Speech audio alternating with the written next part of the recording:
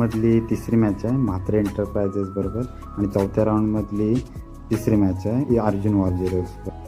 पाचव्या राऊंड आणि सगळ्या टीमांचे 5 राऊंड खेळल्यानंतर ज्या टीमा क्वालिफाय होतील सेमीफायनलसाठी, ज्या 4 संघ असतील, ज्या टीमा असतील त्यांच्यामध्ये सेमीफायनल खेळवली जाईल आणि त्यातूनच आम्हाला या टुर्नामेंटचा विजेता भेटेल असा काहीसा हा लॉट्स आहे.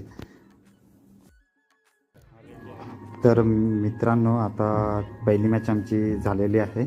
बघू शकता पाठीमागे माझ्या मॅच चालू आहे आणि पहिल्या मॅचमध्ये टॉस जिंकून आम्ही फिल्डिंग करण्याचा निर्णय घेतला आणि तो काहीसा योग्यरित्या ठरला आणि पहिली मॅच आम्ही जिंकलो.